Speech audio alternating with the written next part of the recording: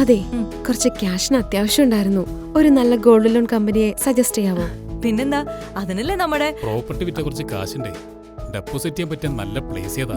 Property loan, vehicle loan, business loan, personal loan തുടങ്ങി നിത്യജീവിതത്തിൽ നമുക്ക് ആവശ്യമായിട്ടുള്ള നിരവധി സർവീസുകൾ തരുന്നുണ്ട് ധർമ്മപ്രിയ. നമ്മുടെ പണത്തിനും സ്വർണത്തിനും 100% മൂല്യവും ഉത്തരവാദിത്വവും ഉറപ്പ്. Dharmapriya financing company private limited, Koduvayur road, Kuzhalmannam, Palakkad. നമ്മുടെ സമ്പാദ്യം ഇനി ഭദ്രം.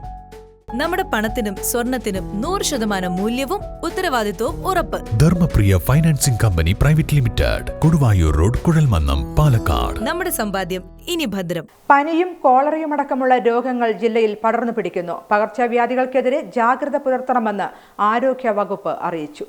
മഴ ശക്തി പ്രാപിച്ചതോടെ ജില്ലയ്ക്കകത്തും പുറത്തും പകർച്ചവ്യാധികളും പടർന്നു പിടിക്കുകയാണ്.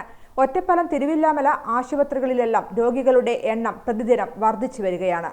ഡെങ്കി, എലിപ്പനി, H1N1 അടക്കമുള്ളവ പടർന്നു പിടിക്കുന്നു.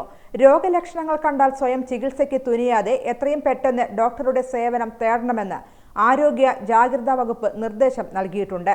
ഈ മഴക്കാലം തുടങ്ങിയതിന് ശേഷം ആശുപത്രികളിലെല്ലാം OPയിൽ വരുന്ന ചികിത്സ തേടുന്ന രോഗികളുടെ എണ്ണത്തിൽ ക്രമാതീതമായൊരു വർധനമാണ് കണ്ടുകൊണ്ടിരിക്കുന്നത്. നിലവിൽ പൊതുവെ പറയുകയാണെങ്കിൽ പനി, വയറിളക്ക രോഗങ്ങൾ നല്ല രീതിയിൽ കൂടിയിട്ടുണ്ട്. മാത്രമല്ല, ഇത് ഇപ്പോൾ പ്രത്യേകിച്ചും കണ്ടുവരുന്ന രോഗങ്ങളായിട്ട് ഡെങ്കിപ്പനി, എലിപ്പനി, H1N1 അഥവാ പന്നിപ്പനി മുതലായ രോഗങ്ങളും നമ്മുടെ നാട്ടിൽ കണ്ടുവരുന്നുണ്ട്. തിരുവില്ലാമലയുടെ കാര്യം എടുത്തു പറയുകയാണെങ്കിൽ ഈ ഒരു മാസത്തിനിടയ്ക്ക് നമുക്കൊരു 3 കേസുകൾ ഡെങ്കിപ്പനി റിപ്പോർട്ട് ചെയ്യപ്പെട്ടിട്ടുണ്ട്, ഒരു എലിപ്പനി റിപ്പോർട്ട് ചെയ്യപ്പെട്ടിട്ടുണ്ട്, ഒരു H1N1 അത് പ്രത്യേകിച്ചും അതൊരു 48 വയസ്സുള്ള സ്ത്രീയുടെ മരണത്തിനിടയാക്കിയ ഒരു പന്നിപ്പനി പോലും നമുക്ക് റിപ്പോർട്ട് ചെയ്യപ്പെട്ടിട്ടുണ്ട്. അപ്പോൾ ഇത്തരം സാഹചര്യത്തിൽ രോഗികൾ, പ്രത്യേകിച്ച് നാട്ടുകാരെല്ലാവരും തന്നെ ജാഗരൂകരായിരിക്കണം എന്നാണ് എൻ്റെ നിർദ്ദേശം. കഴിഞ്ഞ 2 ആഴ്ചയായി ആശുപത്രികളിൽ ക്രമാതീതമായ തിരക്കാണ് അനുഭവപ്പെടുന്നത്.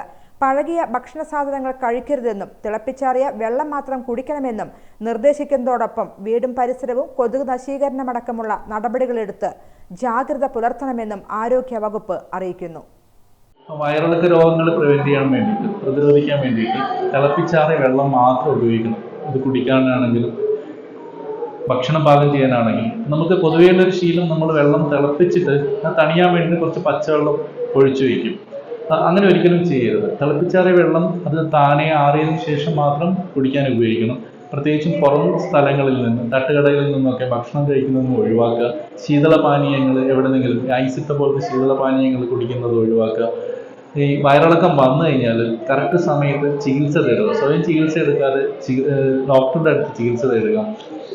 അത്തരം സന്ദർഭങ്ങളിൽ ORS പോലുള്ള പാനീയങ്ങൾ, കഞ്ഞിവെള്ളത്തിൽ ഉപ്പിട്ടത്, നാരങ്ങ വെള്ളം മുതലായ പാനീയങ്ങൾ, പ്രത്യേകിച്ച് കൂവപ്പൊടി, ഞാൻ പ്രത്യേകിച്ച് രോഗികളോട് പറയാറുണ്ട്, കൂവപ്പൊടി കാച്ചിട്ട് കുടിക്കുന്നത് നല്ലതായിരിക്കും. അതൊന്നും വയറിളക്കത്തിന് ഒരു മരണത്തിലേക്ക് നയിക്കുക എപ്പോഴും നിർജ്ജലീകരണമായിരിക്കും. അപ്പോൾ നിർജ്ജലീകരണം ഇല്ലാത്തൊരവസ്ഥ കൊണ്ടുവരികയാണ് നമ്മുടെ ലക്ഷ്യം. എപ്പോഴും ഒരു രോഗം സ്വയം ചികിത്സ എടുക്കാതെ ഒരു ആശുപത്രിയിൽ നല്ലൊരു ഡോക്ടറെ കണ്ടിട്ട് ചികിത്സ എടുക്കുന്നതായിരിക്കും എപ്പോഴും ഉത്തമം.